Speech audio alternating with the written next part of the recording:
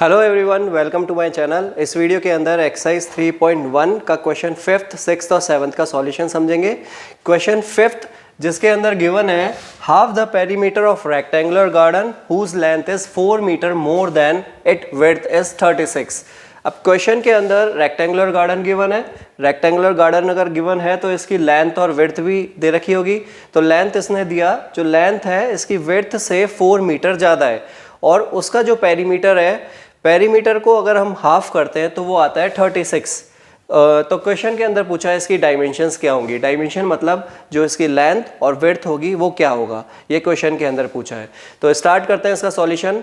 और क्वेश्चन के अंदर डायमेंशंस पूछी है, मतलब लेंथ और विड्थ पूछी है, तो इसी को हम लेट कर लेते हैं। तो हमने यहाँ पे लेट किया, लेट द डायमेंशन जो कि लेंथ होगी of rectangular garden be X and इसकी विड्थ को भी हमने लेट किया वाई। क्वेश्चन के अंदर डायमेंशंस पूछ रहा था, लेंथ और विड्थ को हमने एक्स और वाई लेट कर लिया। अब केस 1 जो कि गिवन है, इसकी लेंथ को इसने समझा रखा है, लेंथ और विड्थ को। तो लेंथ के लिए इसने बोला जो इसकी लेंथ होगी इसकी विड्थ से 4 मीटर ज़्यादा होगी और इस रेक्टेंगुलर गार्डन का जो पेरीमीटर होगा उसका आप हाफ करोगे तो वो 36 आएगा। तो इसके लिए हम केस 1 बनाते हैं। केस 1 लेंथ के लिए ले रहे हैं, तो लेंथ को हमने लेट कर रखा है x। तो हम ये लिखते हैं जो इसकी लेंथ होगी जो कि है x, इसकी विड्थ हमने y लेट किया, विड्थ से 4 मीटर ज़्यादा है तो विड्थ के अंदर हमने 4 ऐड कर दिया। ये क्या किसकी वैल्यू आएगी, ये वैल्यू आएगी इसकी लेंथ की। ऐसे केस 2 के अंदर half the perimeter of rectangular garden जो कि 36 गिवन है। तो पहले तो हम ये पेरीमीटर ऑफ रेक्टेंगल गार्डन देखते हैं क्या होता है। पेरीमीटर ऑफ रेक्टेंगल गार्डन होता है 2l + b और क्वेश्चन के अकॉर्डिंग इसने कहा इसको हाफ करना है तो इसको हम हाफ करते हैं। जो इसकी वैल्यू आ रही है वो है 36। तो 2 से 2 कैंसिल कर सकते हैं। l हमने लेट कर रखा है x, रखते हैं x + b को हमने लेट कर रखा है y, तो b की जगह रखते हैं y = 36। तो ये सेकंड केस से हमें इक्वेशन मिला।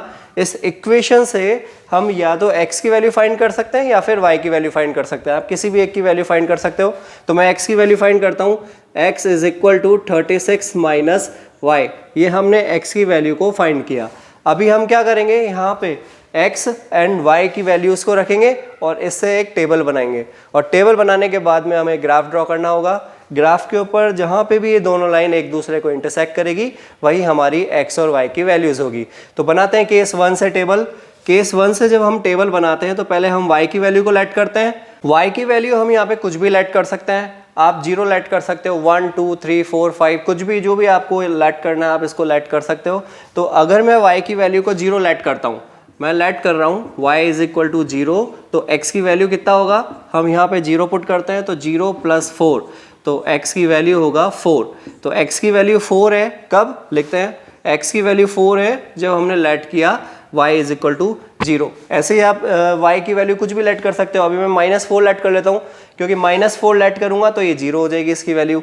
तो अभी लेट आप कोई ज़रूरी नहीं है -4 लेट करो, आप इसकी वैल्यू कुछ और भी लेट कर सकते हो, 2 कर सकते हो, 4 कर सकते हो, 6 कर सकते हो, 10 कर सकते हो, जो भी आपको लेट करना आप यहाँ पे लेट कर सकते हो और फिर इसका टेबल बना सकते हो। तो मैं यहाँ पे लेट कर रहा हूँ -4 लेट करने से क्या होगा, -4 जब हम y की वैल्यू लेट करते हैं तो इधर रखते हैं -4 + 4, तो माइनस प्लस इसका रिजल्ट होगा 0, यानी x की वैल्यू होगी 0। तो x की वैल्यू 0 आ रही है कब, जब हमने y लेट किया -4। ऐसे ही हम सेकेंड इक्वेशन से y की यहाँ पे कुछ वैल्यू लेट करते हैं। सेकेंड केस से हमें इक्वेशन मिला था x = 36 - y। हम क्या कर रहे हैं, इस y की वैल्यू को कुछ लेट करते हैं। तो y की वैल्यू को आप कुछ भी लेट कर लो। सपोज करो मैं 16 लेट करता हूँ y की वैल्यू को। आप कोई ज़रूरी नहीं 16 करो, आप 20 कर सकते हो, 10 कर सकते हो, 6 कर सकते हो, जो भी आपको करना है आप इसको लेट कर सकते हो। तो मैं y की वैल्यू लेट करता हूँ, लेट y = 16। अगर y 16 लेट किया तो x की वैल्यू होगी 36 - 16 जो कि आएगा 20। तो x की वैल्यू 20 है कब, जब हमने y लेट किया 16। अब की बार मैं इसकी वैल्यू लेट कर रहा हूँ 20। तो y की वैल्यू अगर मैं 20 लेट करता हूँ, 20 लेट करते हैं y की वैल्यू, तो इससे x की वैल्यू होगी 16। तो इसको लिखते हैं x 16 कब आया, जब हमने y को लेट किया 20। तो एक बार जो भी यहाँ से वैल्यू आती है नेक्स्ट टाइम आप उसको इधर लेट कर सकते हो। तो हमारे पास में टेबल बना, इन दोनों टेबलों से हम ग्राफ ड्रॉ करते हैं। क्वेश्चन 5 के फर्स्ट केस का इक्वेशन था x = y + 4 और हमने यहाँ अलग अलग x और y की वैल्यू को फाइंड किया। ऐसे ही केस 2 की इक्वेशन थी x is equal to 36 minus y और x और y की अलग अलग वैल्यूज़ हमको मिली। तो अभी हम केस फर्स्ट लेते हैं और फर्स्ट केस को ग्राफ के ऊपर ड्रॉ करते हैं। तो ग्राफ के अंदर हमने यहाँ x एक्सिस पर 1 ब्लॉक तो 4 मीटर के इक्वल किया, ऐसे ही y एक्सिस पर भी 1 ब्लॉक 4 मीटर के इक्वल किया। इसका मतलब ये होता है कि 0 से लेके 4 तक हम ड्रॉ कर रहे हैं और इसको बोल रहे हैं ये 4 मीटर का डिस्टेंस है। तो 4 मीटर के हमने आगे x एक्सिस लिया, ऐसे ही माइनस x एक्सिस पे इसको -4 -8 -12 किया, y एक्सिस पे हमने 4 8 12 16 20 और ऐसे ही माइनस y एक्सिस पे -4 -8 -12 -16 -20। इस तरह से हमने इसको ग्राफ के ऊपर स्केल लिया हुआ है। तो हमने यहाँ स्केल लिया x एक्सिस पर तो 1 block is equal to 4 metre और y एक्सिस पे हमने 1 ब्लॉक इज इक्वल टू इसको भी 4 मीटर लिया है। मीटर क्यों लिया? क्योंकि क्वेश्चन के अंदर हमें गिवन था जो इसका perimeter half of the perimeter है वो 36 मीटर था, इसीलिए हमने इनको मीटर में लिया है। तो केस 1 हम लेते हैं। केस 1 के अंदर x एक्सिस पर लेना है 4 और y एक्सिस पर लेना है 0। तो इसको हम लेते हैं ग्राफ के ऊपर, x एक्सिस पर 4 एंड y एक्सिस पर लेना है 0। तो y एक्सिस तो यही वाला पॉइंट होगा। इस वाले पॉइंट को हम मार्क कर रहे हैं और इसको a नेम दिया और इसके कोऑर्डिनेट लिखते हैं 4 और 0। ऐसे ही सेकेंड टाइम x की वैल्यू थी 0 एंड -4, तो 0 तो ये वाला पॉइंट होगा और -4 ये होगा। तो इस वाले पॉइंट को मैं b बोलता हूँ और इसका कोऑर्डिनेट लिखता हूँ 0 और -4। अभी हम इन दोनों पॉइंटों को ज्वाइन करते हैं। केस सेकंड का इक्वेशन था x is equal to 36 minus y और x और y की वैल्यूज़ मिली थी 20 और 16। इसको हम ग्राफ के ऊपर लेते हैं। तो 20 तो ये पॉइंट होगा और 16 होगा इधर। तो इस वाले पॉइंट को हम मार्क करते हैं और इसको बोलते हैं C और इसके कोऑर्डिनेट लिखते हैं 20 एंड 16। सेकेंड x की वैल्यू थी 16 एंड 20, तो 16 x एक्सिस पर लेना है और y एक्सिस पर लेना है 20। तो ये वाला पॉइंट होगा, इसको मैं D मार्क कर रहा हूँ और इसके कोऑर्डिनेट लिखते हैं 16 एंड 20। अभी इन दोनों पॉइंटों को ज्वाइन करते हैं। D और C पॉइंटों को ज्वाइन किया और इसकी लाइन का हमने एड्रेस दिखाया x is equal to 36 minus y. तो अभी ये वाला जो पॉइंट हुआ जहाँ पे ये दोनों लाइन इंटरसेक्ट कर रही है, इसको मैं P बोल रहा हूँ और P के कोऑर्डिनेट हम लिखते हैं x एक्सिस पर हो रहा है 20 एंड y एक्सिस पर है ये 16। तो ये वाला जो पॉइंट होगा इसको हम बोल सकते हैं कि जो x की वैल्यू होगी वो 20 होगी और y की वैल्यू 16 होगी। तो मैं इसको लिखता हूँ x इज इक्वल टू तो 20 मीटर होगा एंड विड्थ होगा इसका 16 मीटर। अब क्वेश्चन को जो हमने वैल्यूज़ फाइंड किए इसको वेरीफाई करते हैं। x की वैल्यू तो है 20 और y की वैल्यू है 16। अभी चेक करके देखते हैं कि जो हमने वैल्यूज़ फाइंड किए वो ठीक है या गलत है। तो हम क्या कर रहे हैं, केस 1 के अंदर इसकी वैल्यू को रखते हैं। x की वैल्यू है 20 और y की वैल्यू है 16 प्लस 4 पहले से ही था। दोनों को ऐड करते हैं और देखते हैं इसका LHS और RHS इक्वल है क्या। तो यहाँ से दोनों इक्वल आ रहे हैं, इट मीन्स जो हमने वैल्यूज़ निकाली है वो ठीक है। ऐसे ही केस 2 के अंदर भी अगर दोनों इक्वल आ जाए तो हम 100% श्योर हो जाएंगे कि जो L और विड्थ हमने फाइंड किया वो बिल्कुल ठीक है। ऐसे ही आप इसके अंदर वैल्यू रख के देखो, x की वैल्यू रखते हैं 20 is equal to 36 minus y की जगह रखते हैं 16। तो ये भी 20 हो गया।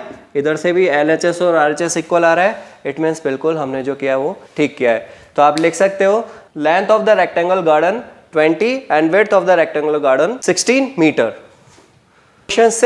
क्वेश्चन 6 के अंदर हमें एक लीनियर इक्वेशन गिवन है जो कि है 2x plus 3y minus 8 is equal to 0। अब क्वेश्चन में पूछा है कि आपको एक दूसरी लीनियर इक्वेशन लिखनी है जिसके अंदर 2 वेरिएबल्स होने चाहिए और उसका ग्राफिकल रिप्रेजेंटेशन के लिए इसने 3 अलग अलग कंडीशन दी है। तो ग्राफिकल रिप्रेजेंटेशन, फर्स्ट इक्वेशन ऐसी लिखनी है जिसका इंटरसेक्टिंग लाइन हो, सेकंड हमें ऐसी इक्वेशन लिखनी है जिसकी पैरेलल लाइंस हो और थर्ड हमें ऐसी इक्वेशन लिखनी है जो कोइंसिडेंट लाइंस हो। तो अभी अपन फर्स्ट क्वेश्चन सॉल्व करते हैं जो कि है इंटरसेक्टिंग लाइंस। अब इंटरसेक्टिंग लाइंस की हमें कंडीशन पता है क्या होती है। इंटरसेक्टिंग लाइंस की कंडीशन होती है कि अगर a1 upon a2 not equal होता है b1 अपॉन b2 के, तो हम उसको बोलते हैं वो इंटरसेक्टिंग लाइन है। तो हमें एक ऐसी इक्वेशन लिखनी है जिसके अंदर a2 और b2 दोनों इक्वल नहीं हो, मतलब a1 upon a2 not equal to b1 upon b2, ये इक्वल नहीं होना चाहिए। तो अभी ऐसा कौन सा इक्वेशन होगा, तो हमने पहले यहाँ पे समझाया कंडीशन फॉर इंटरसेक्टिंग लाइंस क्या होती है, a1 upon a2 not equal to b1 upon b2। तो अभी हमें फर्स्ट इक्वेशन गिवन थी 2x plus 3y minus 8 is equal to 0। तो दूसरी लीनियर इक्वेशन लिखते हैं किसके लिए, इंटरसेक्टिंग लाइन के लिए। तो नॉट इक्वल होना चाहिए, तो आप इसको 2 नहीं लिख सकते इसके नीचे, कुछ और लिखोगे तो कुछ और लिख लो, 3x कर दो प्लस यहाँ पे मैं 2 लिख सकता हूँ 2y माइनस आप कुछ भी लिख लो इधर 7 लिख दो इज इक्वल टू 0। तो अगर आप इसको कंपेयर कराओगे 2/3 ऐसे यहाँ से आप लिखोगे 3/2, दोनों नॉट इक्वल हो रहे हैं। इट मीन्स जो हमने ये कंडीशन बनाई है बिल्कुल ठीक की है। ऐसे ही आप इसका क्वेश्चन सेकंड पैरेलल लाइंस की अपन इक्वेशन बनाते हैं। क्वेश्चन 2 जिसके अंदर पैरेलल लाइंस की हमें दूसरी इक्वेशन पूछा है। तो पैरेलल लाइंस की कंडीशन हम जानते हैं, पैरेलल लाइंस की कंडीशन होती है a1/a2 is equal to b1/b2 और नॉट इक्वल टू c1/c2। यानी a1 और a2 और b1 b2 इनको तो सेम रखना है और जो इसके कोफिशिएंट हो गए हैं उसको आपको कुछ डिफरेंट रखना है। तो हमने यहाँ पे इसकी कंडीशन समझाया, पैरेलल लाइंस की कंडीशन होती है ये, और फर्स्ट लीनियर इक्वेशन गिवन थी क्वेश्चन के अंदर ही, इसको हमने यहाँ लिख रखा है। और दूसरी लीनियर इक्वेशन, अब दूसरी लीनियर इक्वेशन बनाना है, इन दोनों को तो सेम रखना है, तो आप सेम रख सकते हो।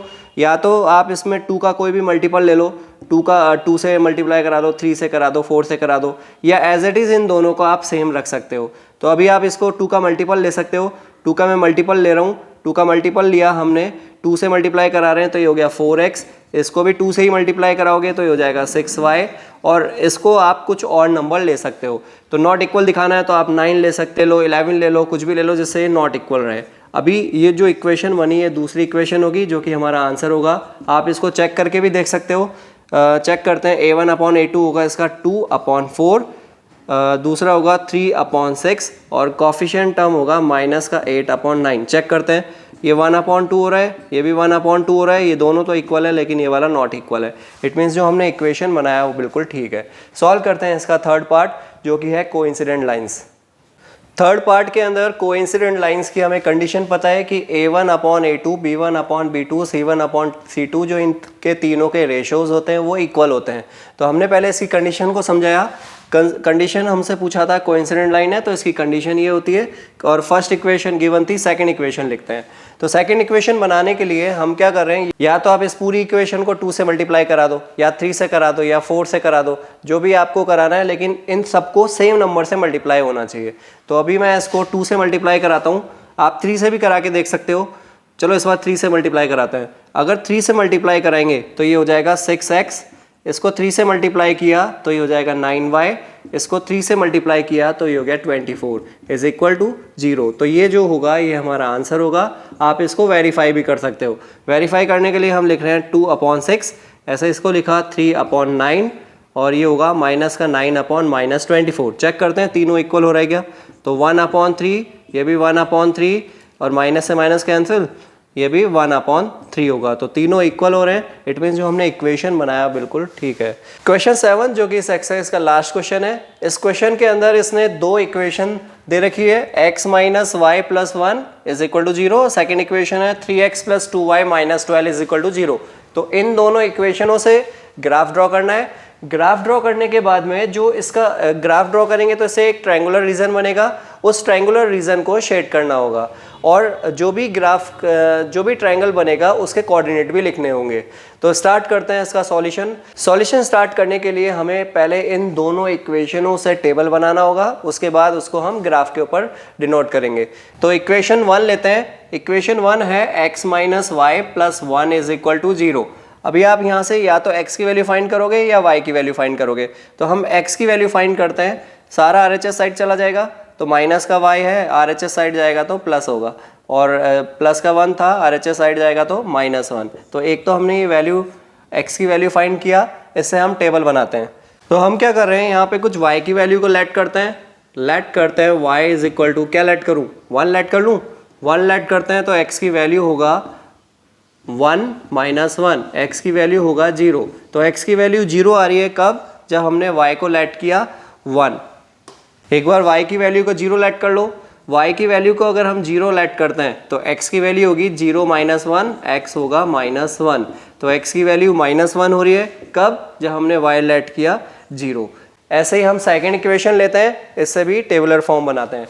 तो 3x + 2y - 12 is equal to 0 second equation थी।